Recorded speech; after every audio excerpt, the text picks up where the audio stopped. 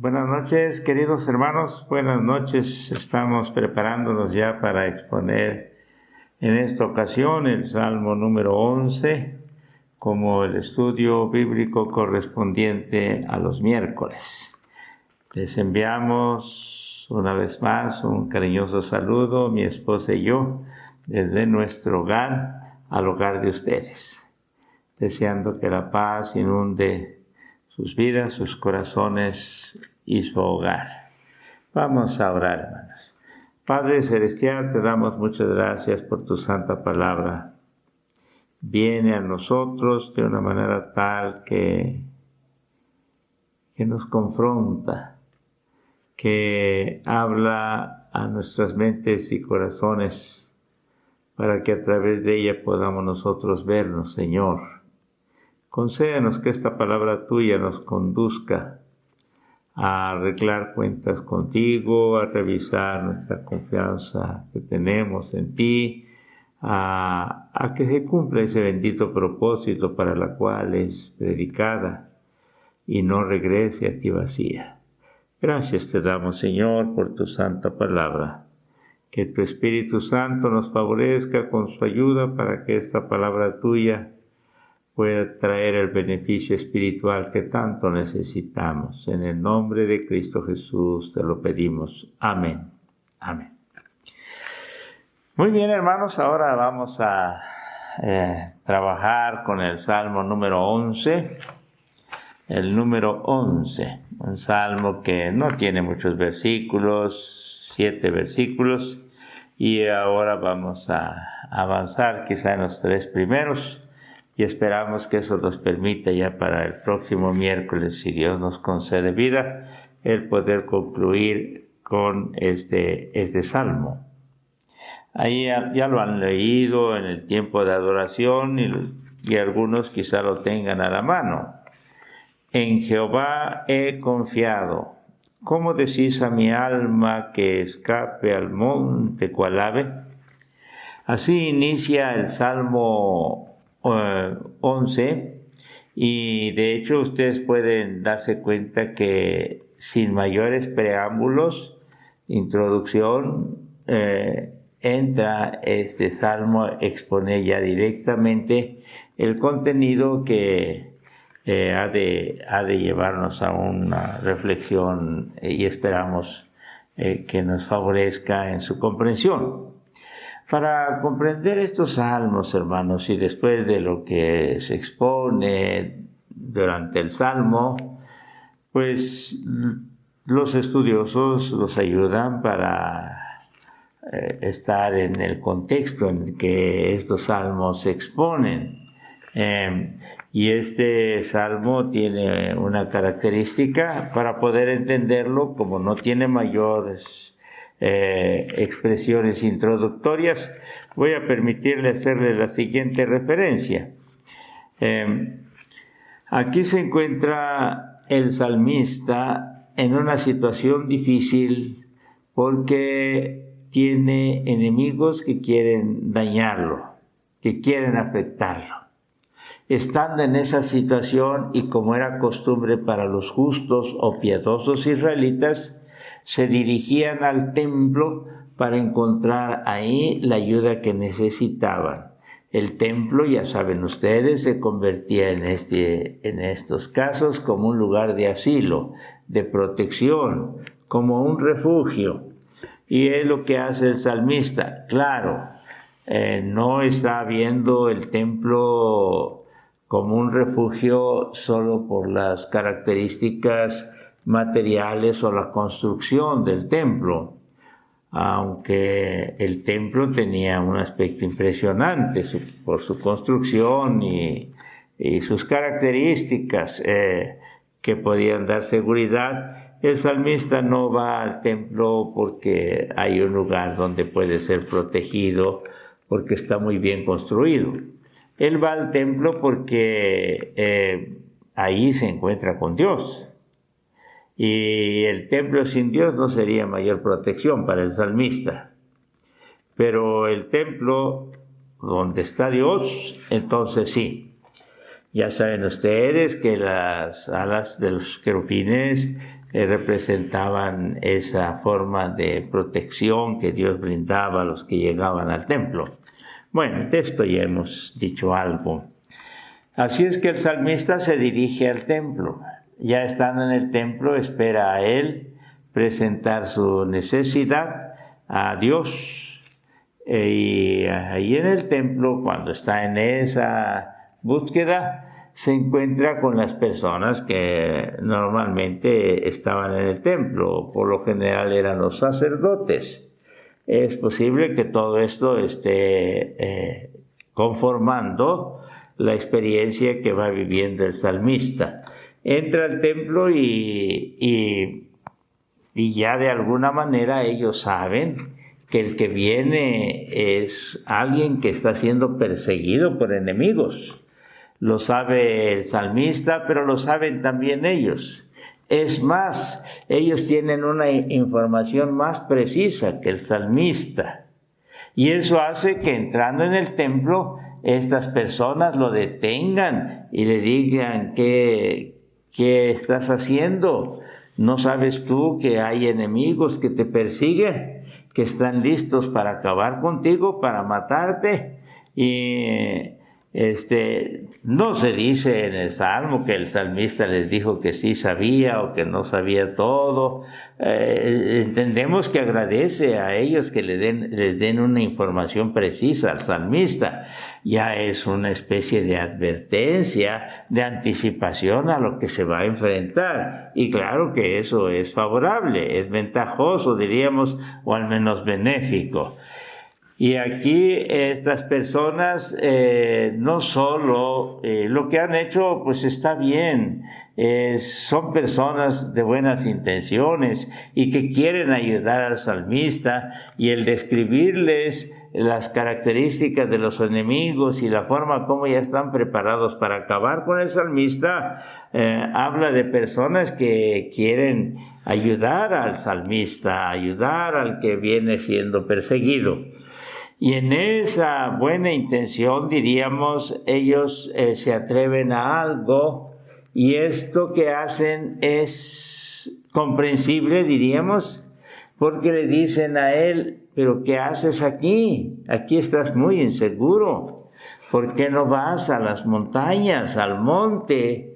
Y ya los israelitas tenían una buena experiencia al respecto. Pues los montes habían sido lugares o peñascos o montañas o cuevas, habían sido lugares donde acostumbraban protegerse. En algún tiempo Israel lo hizo cuando llegaban a invadirles, a quitarles sus cosechas. Israel lo hace y también lo hace David para protegerse de Saúl y de los que lo perseguían. Eso ya sabemos nosotros. Lo que están diciendo entonces estas personas es comprensible. Le dicen, mira, ¿qué estás haciendo? Vamos, huye, vete. Y esta expresión que aparece aquí, pues es muy comprensible para ese entonces. Ellos le dicen que escape al monte, que se proteja en esas montañas, en esos peñascos, en esas cuevas. Y ahí entonces sus enemigos pues no fácilmente van a matarlo, o van a dar caza, o van a hacerle daño alguno. Bueno, es una forma de escapar. Tampoco está del todo seguro, porque sí pueden alcanzarlo y terminarán matándolo. El salmista está buscando refugio en el templo, pero como decíamos, más que el templo, en Jehová, en Dios. Y esto hace que los que tienen buenas intenciones le digan, mira, aquí estás muy expuesto, vamos, vete a otro lugar más seguro. Y le recomiendan que se vaya, que escape al monte, como si fuera una ave que vuela para allá. Cuando esto sucede, entonces el salmista les dice, en Jehová he confiado. aquí el salmista confiesa su fe, su confianza en Dios. Ya les he comentado lo anterior para que entendamos por qué el salmista entra en el versículo 1 con esta expresión, con esta confesión de fe. En Jehová he confiado. Y aquí el salmista se detiene para aclararles. Con una pregunta irritada, el salmista reprende a sus consejeros. Y esta pregunta es: ¿cómo decís a mi alma que escape al monte cual ave? ¿Por qué me están diciendo que yo escape al monte? Yo he venido aquí al templo porque aquí me encontraré con Dios. Y Dios va a tomar mi causa. Y el enemigo tendrá que enfrentarse con Dios. Y es lo que se comprendía y se comprende en el libro de los Salmos, y esto es frecuente. Entonces el salmista contesta de una manera irritada, molesta, no está de acuerdo con lo que le están diciendo.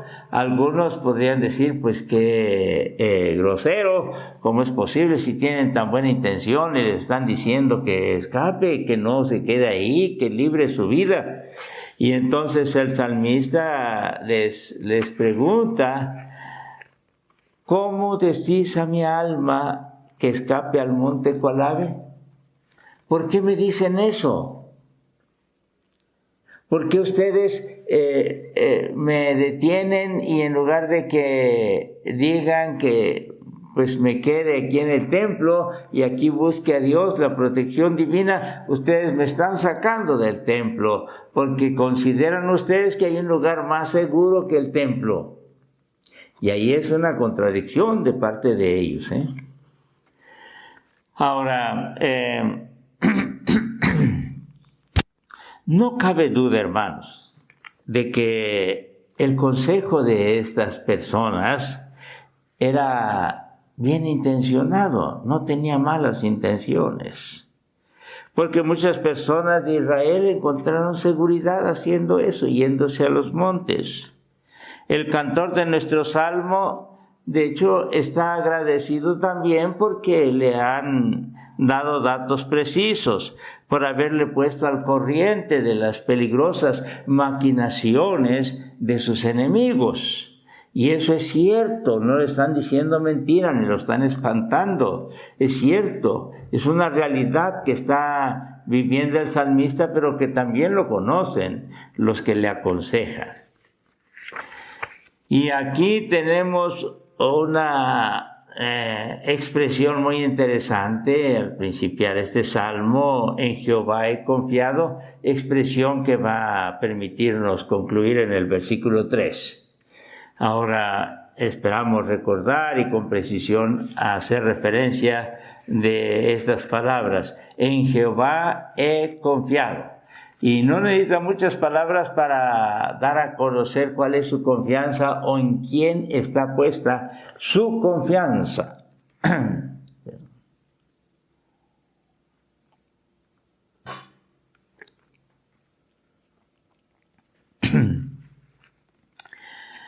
Versículo 2. Porque he aquí, los malos tienden el arco, disponen sus saetas para la cuerda, para asaetear en oculto a los rectos de corazón, como era costumbre en ese entonces y sigue siendo, entiendo, una costumbre, que aprovechando la oscuridad trataban de dañar a quienes estaban persiguiendo. Los consejeros bien intencionados dan razones suficientes, diríamos, para apoyar la sugerencia de que el perseguido emprenda la huida. Con la expresión "he aquí", llaman la atención sobre el golpe mortal que plantean los enemigos. Se describen a los perseguidores con imágenes tomadas de la cacería o de un guerrero armado y hablan de flechas, hablan de arco, y esto era muy conocido por ellos y podía utilizarse para diferentes situaciones, y una de ellas para matar a una persona. Pero todas estas peligrosas maquinaciones se realizan en la oscuridad. En la oscuridad. Aquí se habla de los enemigos. Nosotros ya en el Nuevo Testamento hablamos con más precisión del enemigo, el enemigo de nuestras almas. Y es la oscuridad la que aprovecha para trabajar. Hermanos, ya hemos hablado esto cuando se ha trabajado con la oración de la tarde en algunos retiros para despedir el día. Y hablamos de esa conciencia que debemos tener, que la noche y cuando dormimos nosotros podemos estar expuestos al enemigo o ser usados por Dios para cosas gloriosas.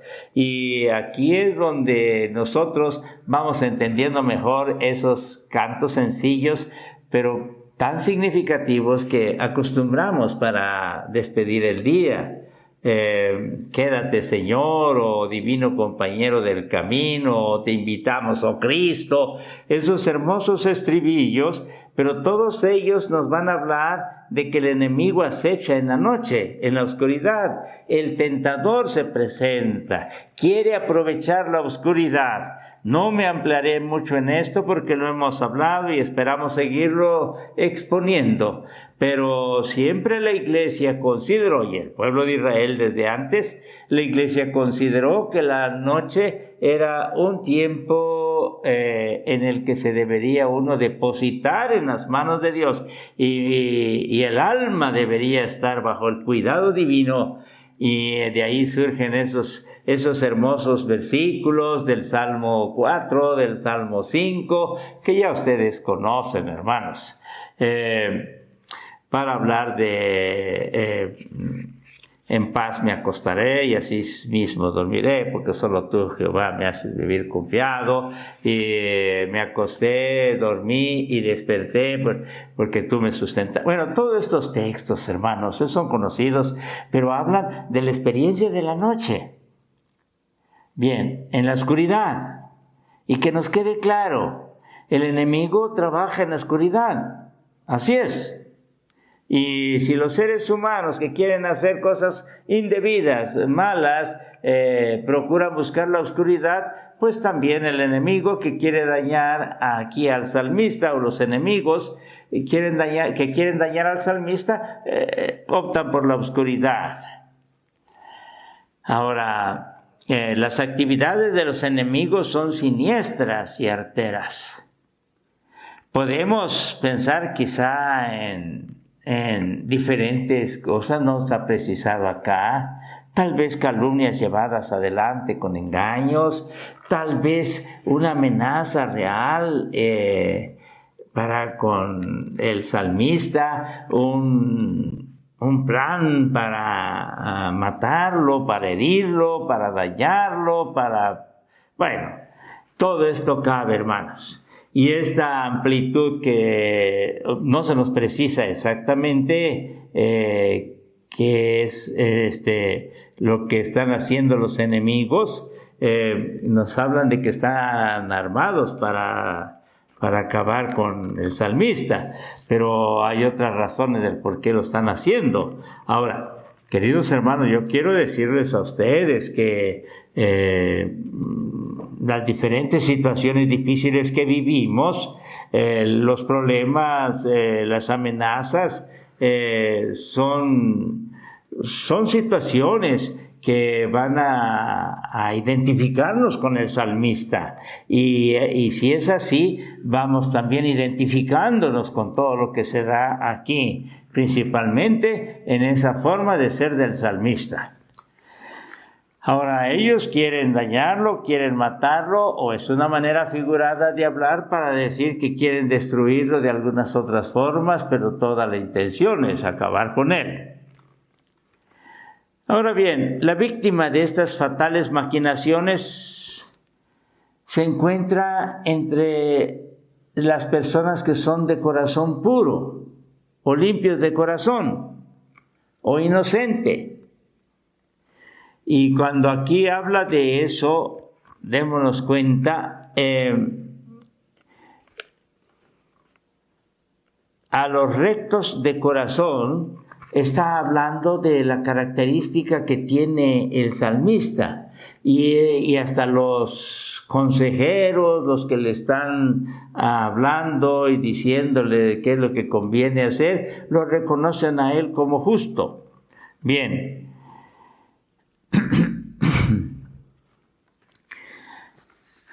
También los consejeros, debemos darnos cuenta, están testificando de que el salmista está siendo perseguido injustamente. La opción para que huya es la medida más correcta que ellos consideran. Y es algo que se lo expresan, y el salmista toma una actitud pues que nos sorprende, diríamos. Vamos a analizar eso.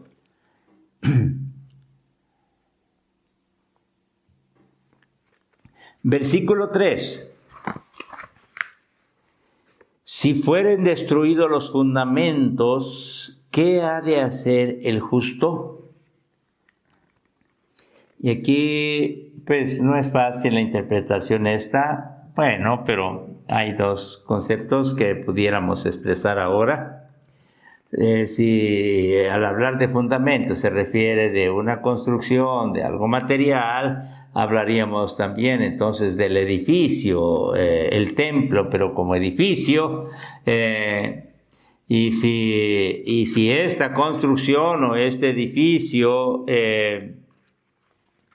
llegan a ser destruidos porque pudiera pasar algo, bueno, el salmista ya ha dejado claro, y ya lo hemos dicho, el salmista va al templo no solo porque el templo sea una construcción muy segura. Bueno, no es para eso, busca, porque allí en el templo se encuentra con Dios, y Dios es el que le da el significado tan esplendoroso del templo, y la presencia de Dios es lo que hace que pueda ser un lugar de asilo, de refugio.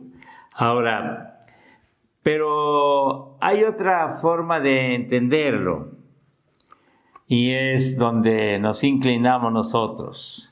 Cuando está hablando de si fueren destruidos los fundamentos, está hablando en un contexto social y jurídico.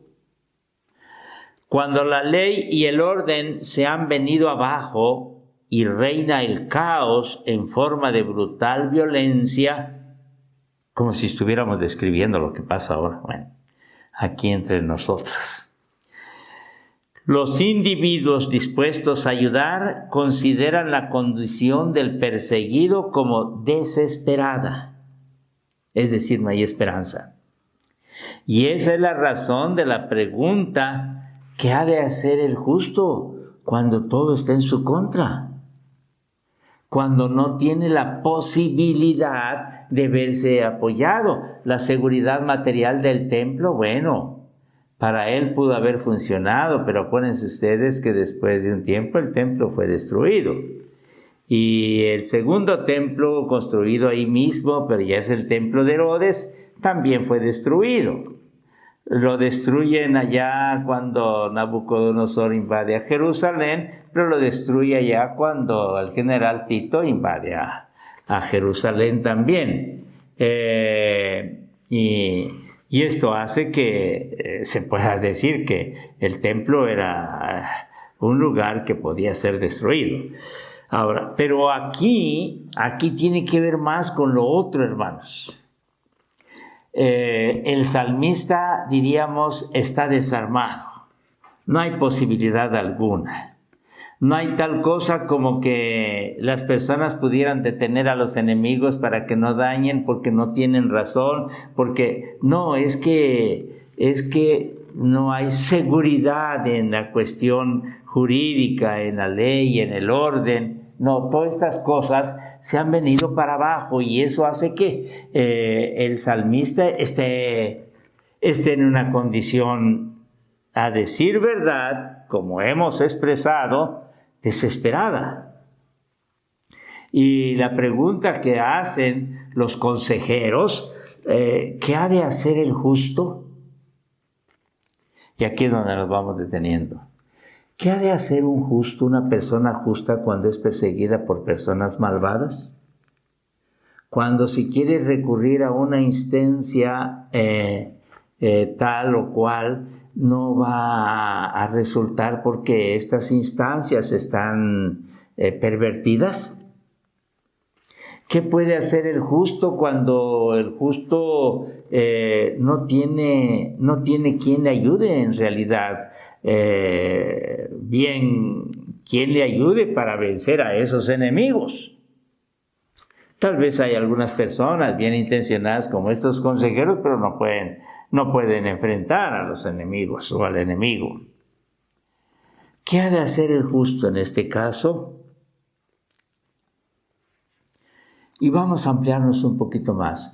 Estos consejeros creen así que es completamente absurdo el que después de estos ocultos planes de violencia que tienen los enemigos, haya todavía alguna posibilidad de salvación. Para ellos no hay ninguna posibilidad de salvación. Pero este consejo prudente y razonable, diríamos, si la razón nos puede llevar a eso, no es que lo razonable es hacer esto. Oye, vete al monte. O es un consejo prudente, sí. Como diría Juan Calvino, ya les referí la vez pasada esta expresión, es la prudencia de la carne. Es una prudencia meramente humana, despojada de lo divino.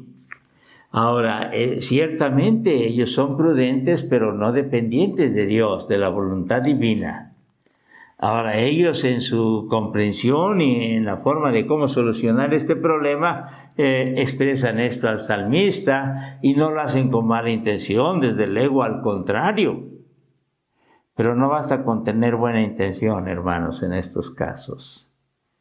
Quien quiera hablar para aconsejar a alguien que está en una situación tan difícil, no igual, quizás semejante a la del salmista, debiera ser temeroso y depender de Dios, de la voluntad divina. A veces se atreven a dar consejos cuando en realidad son conceptos, o esos consejos están fundamentados en conceptos meramente humanos, porque así creemos que debe ser, pero ese es humano. Hay tantas experiencias tristes que por escuchar estos consejos han habido consecuencias muy lamentables. Sí, y es una debilidad nuestra el atrevernos a dar un consejo en una situación en la que no estamos dependiendo exactamente de Dios. Y yo quiero decirles que como pastor he tenido a veces que luchar contra esto. Cuando la consejería pastoral apunta a tomar una decisión dependiendo completamente de Dios, surgen por aquí y por allá también insinuaciones, no, todo lo que debes hacer es esto, en esta situación debes hacer esto, y no, pero es que eso es lo correcto, eso es lo prudente, prudencia de la carne, que no depende de la voluntad divina. Ahora, aquí hay personas bien intencionadas y no se dice que no sean bien intencionadas. Lo que se está diciendo es que no se está dependiendo de la voluntad divina. Se depende de la forma como comprendemos la vida, cómo creemos que deben solucionarse los problemas, qué cosa tiene que hacerse aquí y allá.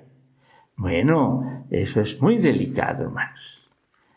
Sería preferible guardar silencio al dirigirse a la otra persona para abrir nuestros labios y dirigirnos a Dios e interceder por él o por ella. Eso sí sería algo muy benéfico. Si los consejeros creen que es completamente absurdo el querer esperar allá en el templo antes que oír, el salmista no. Y qué interesante. Con indignación, el salmista rechaza estos consejos. Él ve claramente que lo que ellos le están diciendo es una tentación para su fe. Y por eso desenmascara como recurso de fe mezquina para ayudarse a sí mismo o por cuenta propia tratar de hacer esto o aquello, recomendado por los que con buena intención se convierten en consejeros aquí. Ahora, aquí hay cuestiones más importantes que debemos atender, que deben llevarnos a identificarnos con el salmista. El salmista, lleno de confianza, se refugiará en Dios. Pero, y si a la mera hora que tú estás aquí en el templo y estás orando, llega los enemigos y, bueno, él está confiando en Dios. Y como diría Isaías 28:16, el que cree no se apresure. O puede traducirse, el que cree no huya. Ahora, aquí no es exactamente lo que está de acuerdo a la voluntad de Dios, ni al sentir fe y confianza del salmista. Y una de las cosas interesantes es la forma como el salmista reacciona. Esta confianza es una confesión de fe en el poder de la protección divina y un rechazo de toda ayuda a sí mismo. Y quisiera detenerme aquí para concluir, hermanos. Y tal vez no les extrañe un poco lo que voy a decir. Cuando yo estoy viendo al salmista y cuando me encuentro que en el versículo 1 dice, en Jehová he confiado. Ahora, no estoy confiando en los montes, no estoy confiando en las posibilidades humanas, no estoy confiando ni siquiera en el templo, estoy confiando en Jehová. Estoy confiando en Dios. Ahora, y por cuanto estoy confiando en Dios, no tengo por qué escuchar a ustedes como consejeros, diría el salmista. Ustedes me están dando un consejo que no tiene que ver con una confianza plena en Dios. Tiene que ver con mis posibilidades de huir, de esconderme, de protegerme o de que otros... No, pero yo no estoy procurando eso, yo estoy procurando confiar en Dios. Ahora, en la pregunta del versículo 3, cuando termine este versículo, ¿qué ha de hacer el justo si todo está en contra de él? Lo que ha de hacer es confiar en Dios, como lo he expresado al principio. Confiar en Jehová. Es llegar al templo para encontrarse con Dios, porque su búsqueda termina en ese encuentro con Dios y ya Dios será a cargo de esto.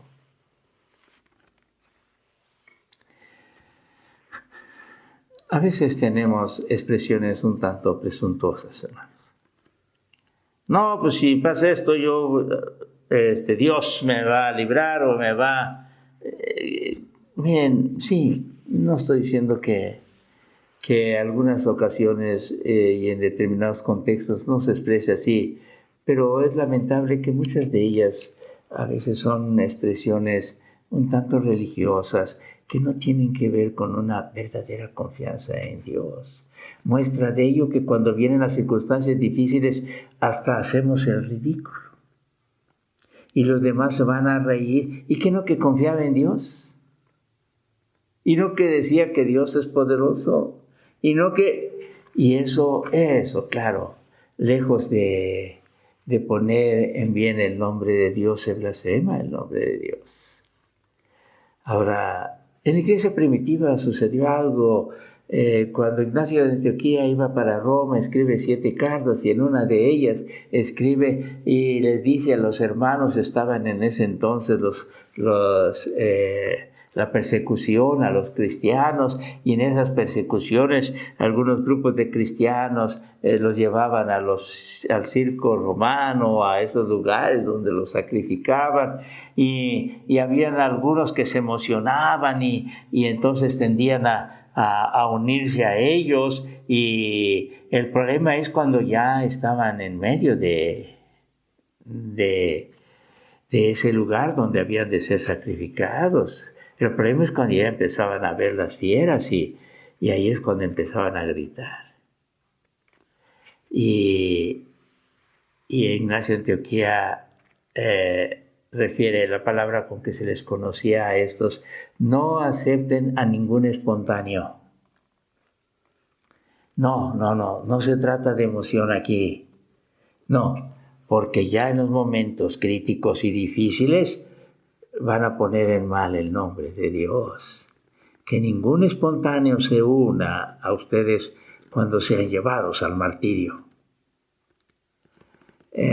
Sí, hermanos, aquí el salmista, para mí, si no para ustedes, pero para mí,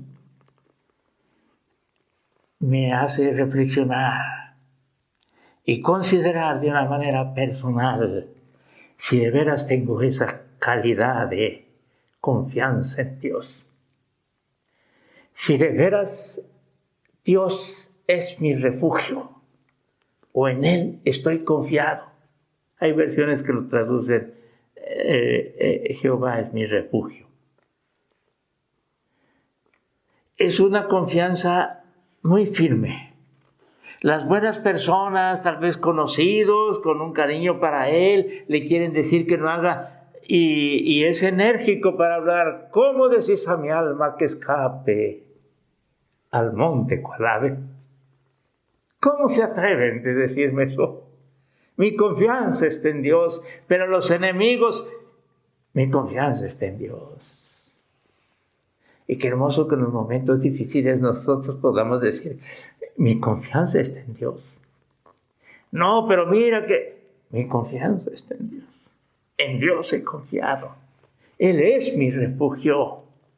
Y no nada más es cuestión de poesía o de canto. Es una cuestión existencial, es una experiencia que se vive.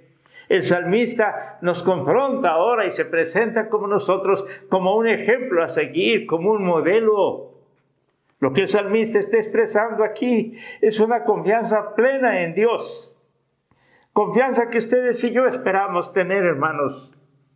Y más nos vale revisarnos a nosotros para decirnos: Señor, verdaderamente yo soy un cobarde en determinadas situaciones, pero tú puedes darme valor. Pero Señor, ayúdame para confiar plenamente en ti. Ayúdame. Y cuando vengan las situaciones difíciles, esté listo para enfrentarlas, pero en esa confianza, con ese rostro levantado, con esa seguridad con que veo al salmista.